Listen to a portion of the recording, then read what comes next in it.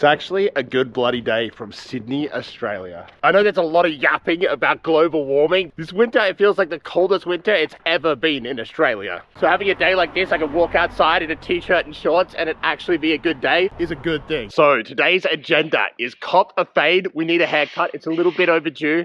And also, it's leg day, baby. Something I genuinely used to absolutely hate the idea of and kind of dread. But now it's kind of like a love-hate relationship. I enjoy them, but I don't necessarily look forward to them. But we're trying to build some goddamn tree trunks out here, so we gotta take our leg days seriously as we can. And I tell you what, I've been bloody enjoying this bulk. I know it's still early days. Being able to eat till I'm actually full is such a good feeling.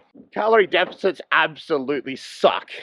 Especially when you get around to like the 8 to 12 week mark of like constantly being in a deficit. Like, it just sucks balls. Too much of anything sucks though, because being in a bulk for too long, like I think that my last bulk went for like 5.5 months. By the 5.5 month mark, you're just sick of stuffing yourself with food. More food than you actually want to eat. I tell you what, after this workout, I'm looking forward to getting home and smashing some of my Nutella Anabolic cheesecake. It's basically exactly the same as a Biscoff cheesecake, except I made a few tweaks to make it slightly healthier. I used Wheat Bix instead of Biscoff biscuits as the base. And if you don't know what Wheat Bix are, then obviously you're not Australian because it's an integral part of the Australian culture.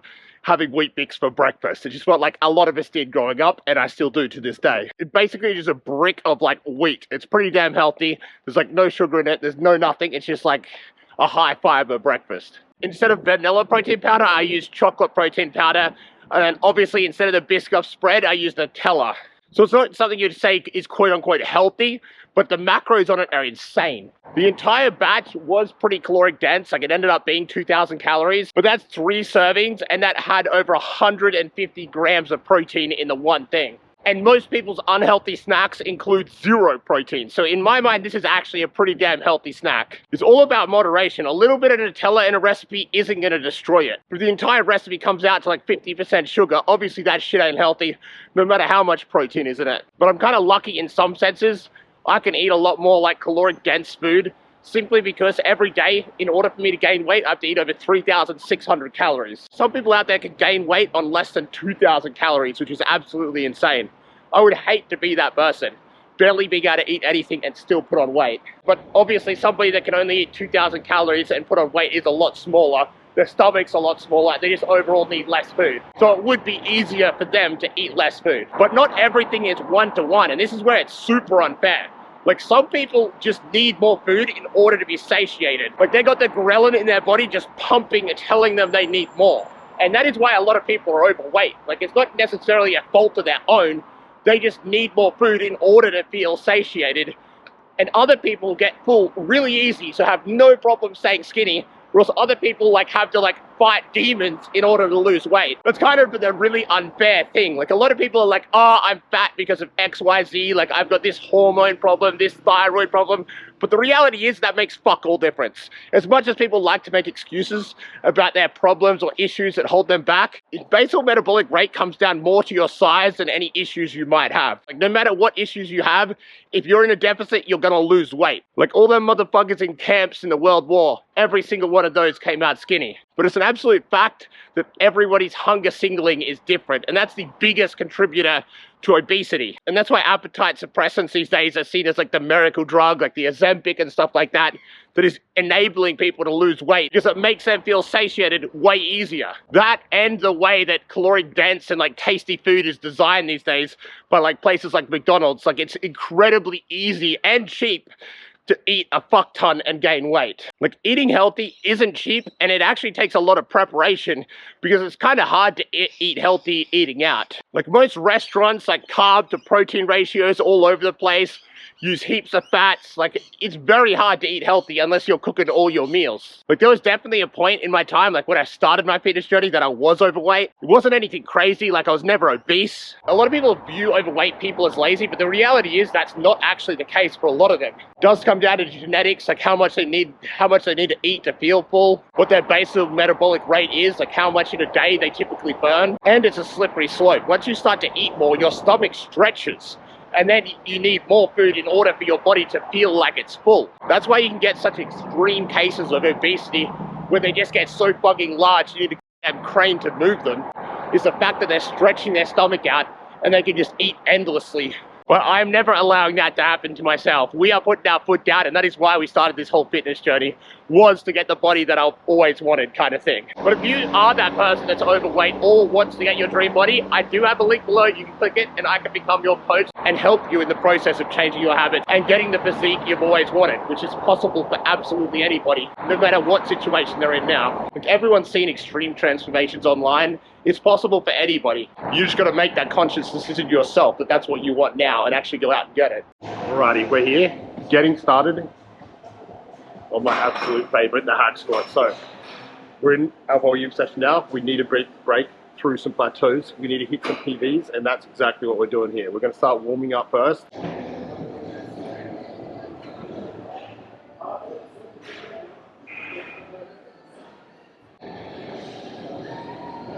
Alrighty, good warm up. Now we're going to my max weight. This won't be a PB, this will be a tie for the PB, and then after that, we'll see if we can throw some more weight on.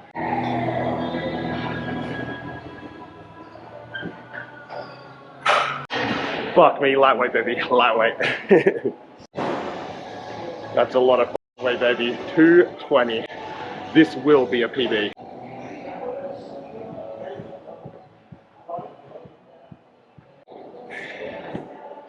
Not that big of a dub, only 8 reps, but that's a PB baby. I'm clocking it. I should have left a little bit more rest between those sets, so I might be able to get a few more reps. Alrighty, it is time to pump the quads. Leg extensions, baby. So if you've been paying attention to my videos, we have maxed this machine out. So we can no longer go up in weight by doing double legs. The only thing left for us is single leg extensions, and that's how we're going to achieve hypertrophy. Increase the weight, increase the muscle. Also, single leg work is actually pretty good as well in making sure that you're growing your legs at an equal rate. Because it's very common for everyone to have a dominant side or a stronger side, which kind of takes over in movements. You're getting way more growth in one side than the other side, which is not ideal, obviously. We're chasing a good looking aesthetic physique, which is balanced. So we did some heavy ass movements to pump the quads up. Now we're finishing on a light single leg press. So the goal of this isn't to go as heavy as possible, slow and controlled and high reps to failure. That is the goal here. And this will be the last exercise for our quads. And we'll move on to our hamstring.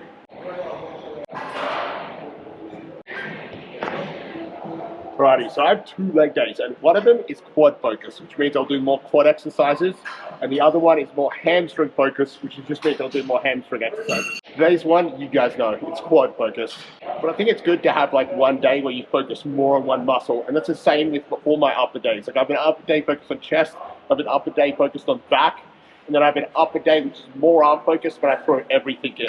But with my program, every muscle group gets hit at least twice a week. And that has been shown scientifically to be the best for growth. Like, I know you can get growth like training not as often as I do, like 4 times a week, 3 times a week even. But I go 5 times a week, and I feel like that's like optimal for me. I'm sure if I went 6 days, there would be a slight gain on the table, but not all that much more. Because rest is so important. Like, 6 days might not even give me any additional gains. It could possibly even lose me gains. Rest is like the single most overlooked part, but is so essential. Because your muscles don't grow in the gym, they grow when you rest. Alrighty, hamstrings baby. And we got a new machine actually. Just arrived this week in the gym. We good, it's not a noose. The second there. This bad boy right here. It is called the Assisted Nordic Ham. So basically similar to like lying hamstring curl. You're working your hamstrings, but this time you're like pulling yourself up. It gives a nice stretch in the hamstring and definitely helps with growth. The thing about this machine though is the less weight you put on, the harder it is. Because the weight actually helps assist you.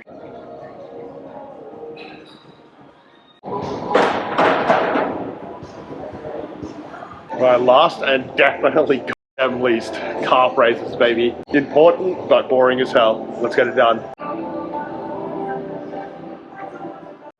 Alrighty, bloody good leg day. Hit a PB overall, feel pretty good, and time to get a haircut because we're a little bit overdue. Alrighty, that took a while, but it looks like a good fade to me, and I need some bloody food, so that means a Subway, baby. Foot long, double meat. You all should know the drill by now. Sweet onion, salt, pepper. So I did something unconventional. Normally I get my OG chicken strips, but this time we went with the Subway order they used to get as a kid, which is actually chicken fillet and like sweet onion sauce. So probably slightly less protein than chicken strips, because who knows what there's actually in that fillet. Fucking loud, right above my head. Must be the police looking for me again.